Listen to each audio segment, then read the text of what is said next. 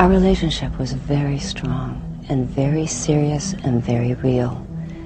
Ann-Margret kept one promise to herself for 60 years, and it had nothing to do with her career, her marriage, or anything the entertainment press ever wrote about her. She never watched the scene, not when bootleg copies began circulating among devoted Elvis Presley fans, not when film historians started describing it as the most emotionally honest footage ever captured between two performers on a Hollywood set, not even when the people she trusted most quietly encouraged her to reconsider. The deleted duet from Viva Las Vegas sat preserved in the MGM archives, while the woman who sang it built walls around the memory and chose to keep something sacred rather than surrender it to the passage of time. That choice, held privately and without public explanation for 6 decades, tells you more about what actually happened between them than any footage ever could. What unfolded between Ann-Margret and Elvis Presley during the filming of Viva Las Vegas in 1963 was never entirely meant for public consumption. And the more you understand about how they met, how they fell, and what they ultimately lost, the more her refusal begins to make complete sense.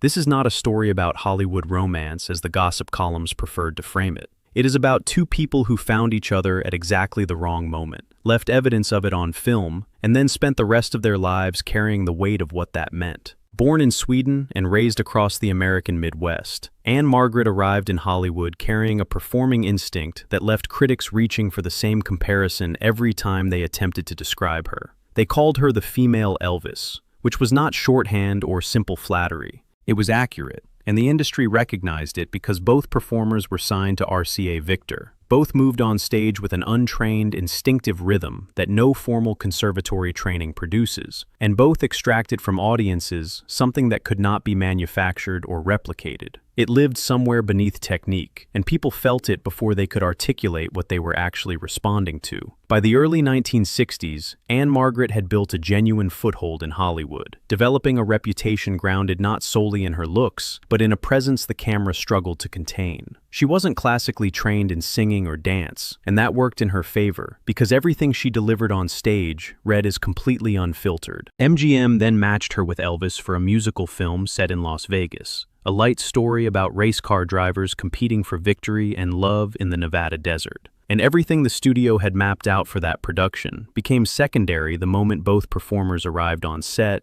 and the atmosphere changed. Elvis reached Viva Las Vegas restless, in ways his public image was carefully constructed to conceal. Colonel Tom Parker had spent years steering him towards safe, formulaic Hollywood projects that satisfied audiences but almost never required Elvis to do anything genuinely challenging as a performer. The music inside those films was always authentic. The films themselves were mostly containers for it, a fact Elvis understood and had grown impatient with long before this production began. He had been reproducing the same version of himself on screen year after year when Ann-Margret walked onto that MGM soundstage, and the atmosphere of the entire production shifted immediately, by every account from every crew member who was present that day. Director George Sidney later said he barely needed to direct them during their romantic scenes together. What already existed between Ann-Margret and Elvis made the camera's job remarkably simple. Nowhere was this clearer than in the gymnasium dance sequence, where they moved together with the natural timing of performers who had trained alongside each other for years, except they had only met days earlier. Their bodies responded to each other's rhythm without effort or calculation, and that genuine ease translated to screen in a way audiences watching Viva Las Vegas could not stop discussing. It looked like recognition between two people who already knew each other's instincts, because in a way they did. Off camera, the closeness between them deepened faster than either had anticipated. They rode motorcycles through the Nevada desert together, spent long evenings away from the production's social orbit, and found in each other something that years of fame, management, and constant public exposure had made nearly impossible to locate elsewhere. Both Ann-Margret and Elvis were accustomed to being watched, positioned, and carefully handled at all times. With each other, none of that applied. Cast and crew observed it unfolding in real time, and understood that what they were watching was not the typical on-set romance that flares during a shoot and dissolves when production wraps. It was something considerably more serious, and considerably more complicated than that. Their relationship lasted 1 year, and Ann-Margret later described it herself in the most direct terms she ever used about anything in her personal life. Very strong, very serious, very real. The deleted scene came out of the peak of everything they were building together. Today, tomorrow, and forever, was filmed for Viva Las Vegas and removed before audiences ever saw it. The setting was deceptively simple. Elvis, seated at a piano in a dimly lit room, playing a tender ballad about devotion that stretched across all of time, his voice carrying a vulnerability that his more upbeat, crowd-pleasing performances never required of him. Ann-Margret appeared drawn toward the music, crossed the room slowly, and stood beside him at the piano. And what the cameras captured from that point forward was not a scripted sequence between two contracted performers executing a staged moment. It was something private that happened to have professional lighting equipment pointed directly at it. The eye contact that held without breaking, the way her hand settled briefly on his shoulder, their voices weaving together not through practiced harmony, but through the natural resonance of two people who had spent months genuinely listening to each other in a way that fame rarely allows. Studio executives reviewed the playback and reached their conclusion without prolonged debate. This didn't feel like watching a performance. It felt like overhearing something that was never intended for outside ears, a private exchange between two people who had momentarily forgotten where they were and who was watching. The scene was cut. The footage entered the archives. Both performers returned to obligations that had existed before they met, which turned out to be the actual and insurmountable problem.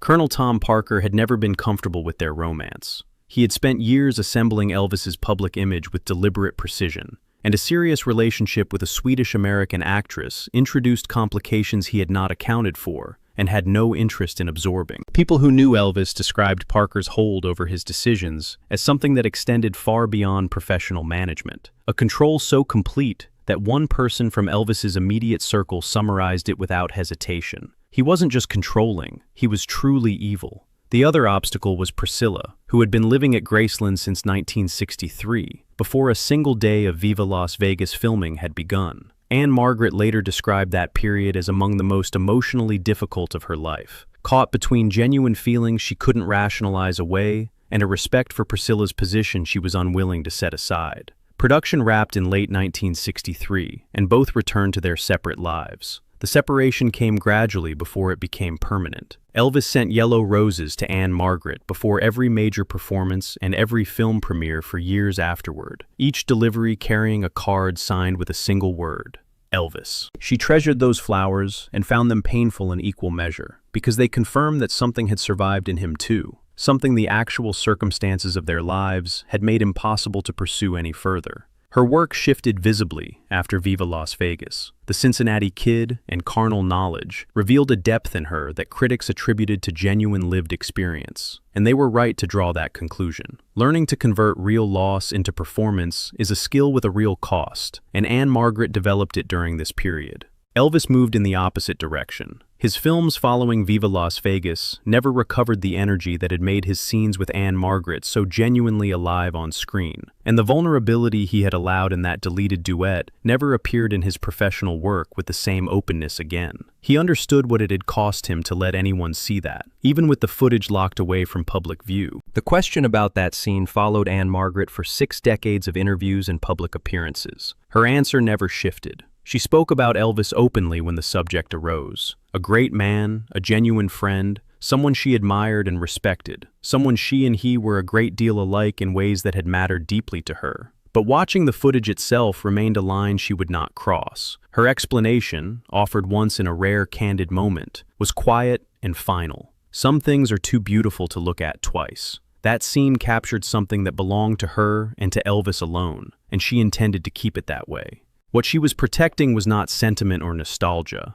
It was the integrity of a specific and irreplaceable memory. That footage showed her at a moment when she was completely open, completely unguarded, and entirely unaware of how the story was going to end. Watching it now would mean watching herself believe something that didn't survive, and that particular kind of grief does not dissolve with time. She chose instead to keep the memory exactly as it lived inside her, uncontaminated by the sadness of knowing what came after. Ann-Margret is now in her 80s. Elvis Presley died in 1977. The deleted scene from Viva Las Vegas remains among the most examined pieces of missing Hollywood footage in film history, circulated in bootleg form and analyzed by people who were never in that room. The woman who stood at that piano keeps her version of it exactly where she left it, inside her own memory, where it belongs to her and to him and to no one else.